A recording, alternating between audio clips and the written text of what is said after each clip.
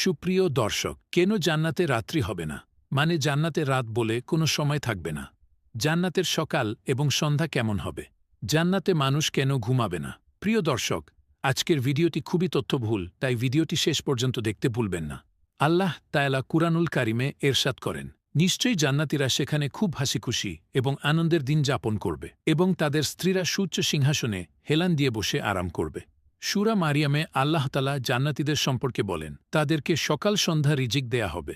হাদিসে রাসূল সাল্লাল্লাহু আলাইহি ওয়াসাল্লাম থেকেও জানা যায়, জান্নাতে সেখানকার অধিবাসীদের জন্য অফুরন্ত নিয়ামত এবং আরাম আয়েশের ব্যবস্থা থাকবে। জান্নাতে বিশাল বিশাল বাগান এবং বিশাল গাছপালার কথা বর্ণনা করতে গিয়ে আল্লাহ রাসূল সাল্লাল্লাহু আলাইহি ওয়াসাল্লাম বলেন, জান্নাতের এক একটি বৃক্ষ এত বিশাল আকার হবে যে সেই বৃক্ষের ছায়া অতিক্রম করতে একটি দ্রুতগামী ঘোড়ার ১০০ বছর সময় লেগে যাবে। এই দুনিয়ায় আমাদের রাত কেন গুরুত্বপূর্ণ? কারণ সারাদিনের কাজকর্মে যে ক্লান্তি হয় সেটা রাতের ঘুমের ফলে দূর হয়ে যায়। রাত কেবলমাত্র ঘুমের জন্য, কিন্তু জান্নাতে কোনো মানুষ ঘুমাবে না। তাই যখন ঘুমই থাকবে না, তাহলে রাত থাকবে কেন? জান্নাতে ঘুমের কোনো প্রয়োজনই হবে না। আবার একটা বিষয় খেয়াল করুন, আমাদের এই দুনিয়ায় সকাল এবং বিকাল থেকে সন্ধ্যার আবহাওয়া অনেক মনোরম হয়ে থাকে, ঠিক তেমনি জান্নাতেও এই দুই সময় থাকবে যাতে সবসময় আনন্দ অনুভূত হয়। কুরআন এবং হাদিসের বিভিন্ন বর্ণনা থেকে জান্নাতের দুইটি বিষয় জানা যায়: আলো এবং ছায়া, সকাল এবং সন্ধ্যা। পৃথিবীতে আলো এবং ছায়া, দিন এবং রাত সবকিছু সূর্যের কারণে হয়ে থাকে, কিন্তু জান্নাতে আলো এবং ছায়া, সকাল এবং সন্ধ্যার কারণ কি হবে? জান্নাতে আলো এবং ছায়া, সকাল এবং সন্ধ্যার জন্য সূর্যের মতো কোনো বস্তুর প্রয়োজন হবে কিনা, সেটাও ভেবে দেখার বিষয়। এই বিষয়ে পরে আলাপ করা যাবে। যেহেতু জান্নাত একটি আধ্যাত্মিক জগৎ এবং সেখানে জীবন কখনো শেষ হবে না, তাই আমরা এমনটা ধরে নিতে পারি জান্নাতের সকাল এবং সন্ধ্যার পরিবর্তনের জন্য বা আলো ছায়ার জন্য কোনো কিছুর প্রয়োজন হয়তো হবে না। কিন্তু এখানে ঘটনা আরও রয়েছে।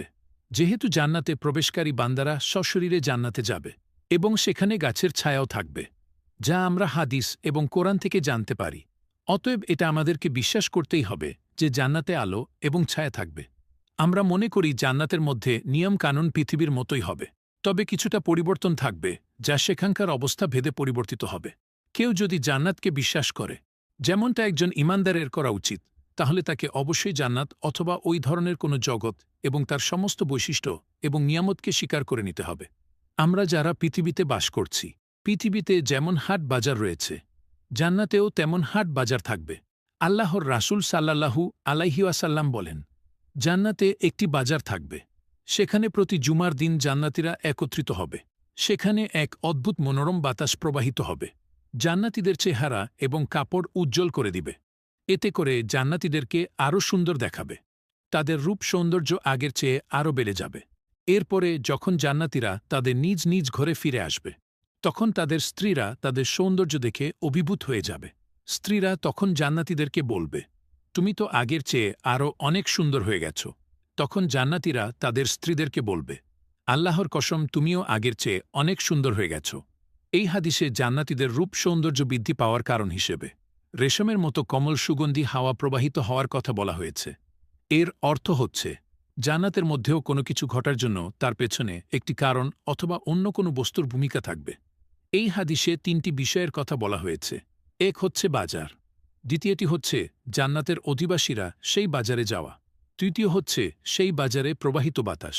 কুরআনুল কারিমে জান্নাতের আলো এবং ছায়া, সকাল এবং সন্ধ্যার কথা বলা হয়েছে। কোরআনে জান্নাতের ক্ষেত্রে দিন এবং রাতের কথা না বলে সকাল এবং সন্ধ্যার কথা বলা হয়েছে, কেবলমাত্র সকাল এবং সন্ধ্যা। অর্থাৎ সেখানে দিন এবং রাত্রি কোনোটাই হবে না, বরং সেখানে সকাল হবে এবং সন্ধ্যা হবে। কিন্তু সেটার জন্য আলোর প্রয়োজন, কেননা সকাল এবং সন্ধ্যা দুটি সময়, সূর্য ওঠার পরে এবং সূর্যাস্তের পরে যে আবছা আলো থাকে। যেমন আলো থাকার জন্য অবশ্যই কোনো না কোনো আলোক উৎসর প্রয়োজন। আবার জান্নাতে বৃক্ষের ছায়ার কথা বলা হয়েছে, অর্থাৎ পুরোপুরি অন্ধকার নয়, কিছুটা আলো অবশ্যই থাকবে। প্রিয় বন্ধুরা, মহান আল্লাহ তাআলার এই মহাবিশ্বের প্রতিটি বস্তু যথাযথভাবে সৃষ্টি করেছেন। তার সৃষ্টিতে কোথাও কোনো ফাঁক নেই। যেখানে যা প্রয়োজন তিনি সেভাবে সবকিছু স্থাপন করেছেন। আপনি যে কোনো দুনিয়ায় অথবা যে কোনো মহাবিশ্বে যান না কেন, আল্লাহর সৃষ্টিতে কোনো ত্রুটি খুঁজে পাবেন না।